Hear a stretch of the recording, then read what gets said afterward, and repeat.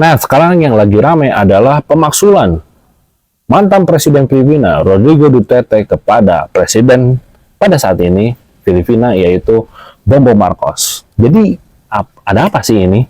Dan ini ternyata relate loh sama Indonesia.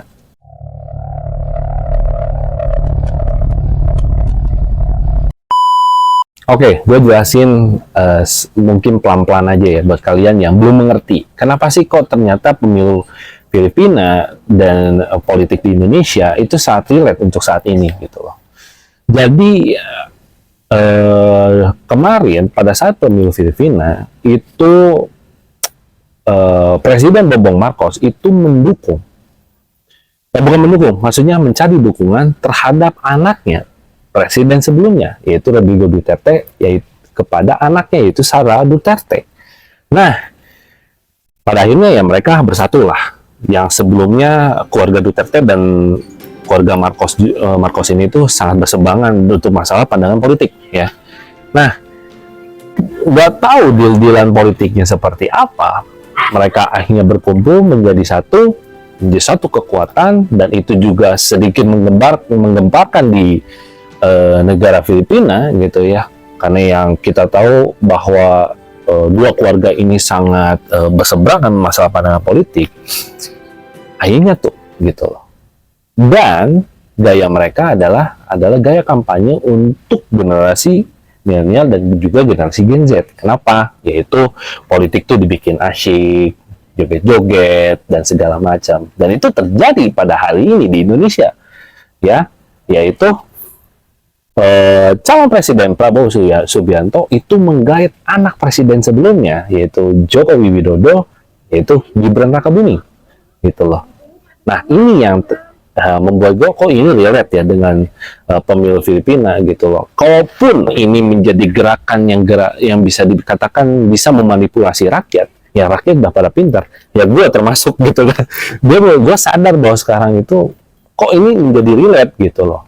Nah, sampai pada akhirnya kita balik lagi masalah Filipina, sampai pada akhirnya mereka jadilah Bongbong Marcos menjadi presiden, dan juga Sara Duterte, anaknya Rodrigo Duterte, itu juga menjadi wakil presiden. Seiring waktu berjalan kurang lebih setahun atau 2 tahun.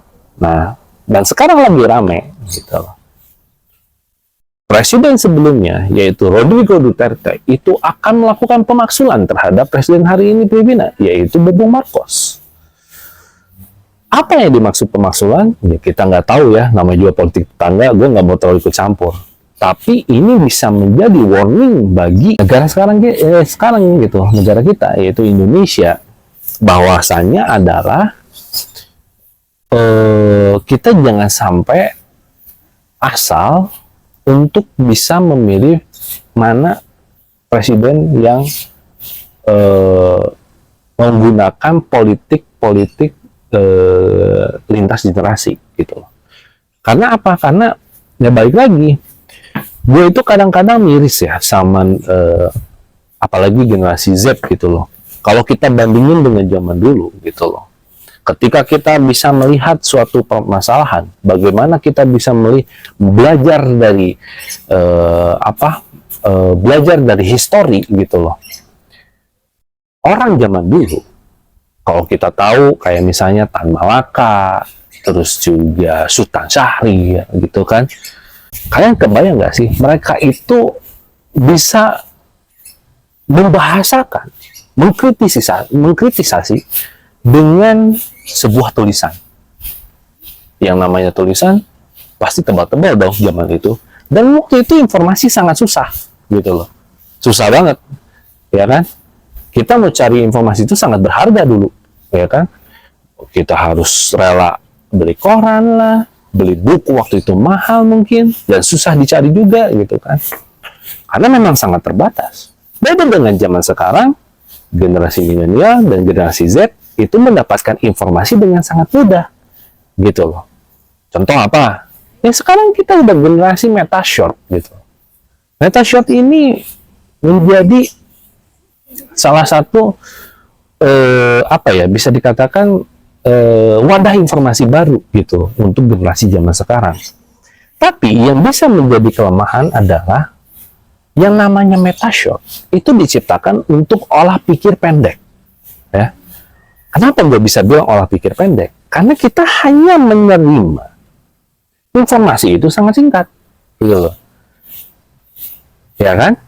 Nah, kalau kita menerima informasi secara singkat, otomatis ya kita hanya menerima yang kasarnya mah intisari dan intisarinya aja gitu.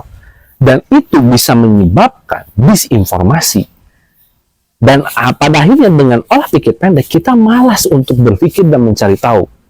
Itu yang bahaya. Gitu loh. Nah,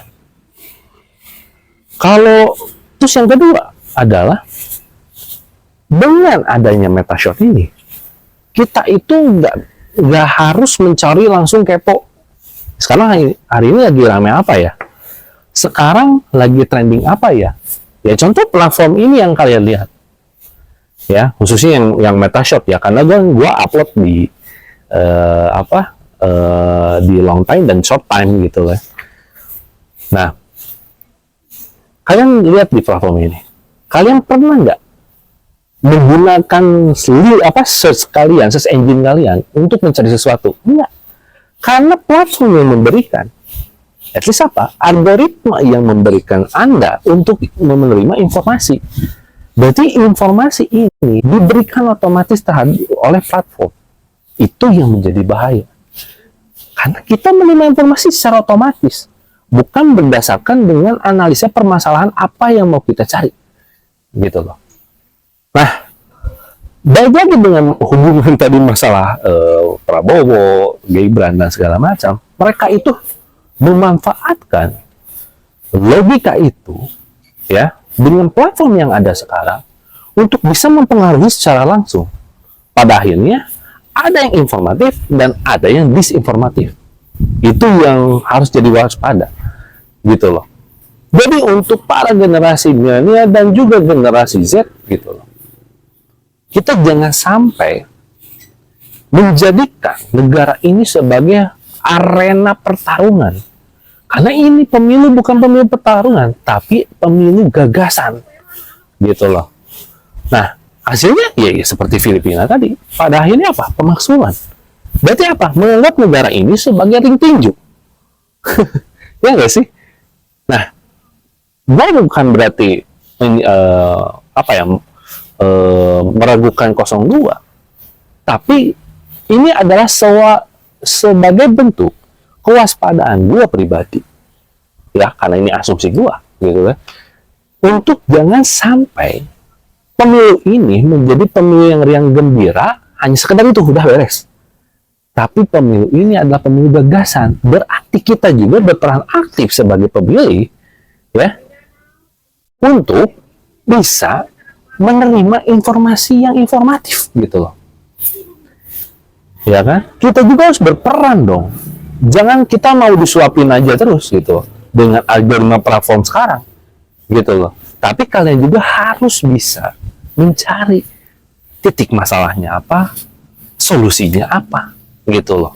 Makanya gue selalu bilang di setiap konten gue, ketika lu memutuskan sesuatu itu harus berdasarkan dengan konseptual, realistis, dan juga visionernya. Ya, jadi jangan sampai dengan keadaan di negara tetangga itu juga menjadi berdampak juga ke negara kita sekarang, gitu loh. Jadi jangan dilihat hanya kosmetiknya aja, gitu loh. Kosmetiknya bagus ya, asik, riang gembira, padahal ini adalah kontestasi gagasan. Itu yang paling penting, ya. Jadi gua harap kalian bisa memilih pilihan yang tepat.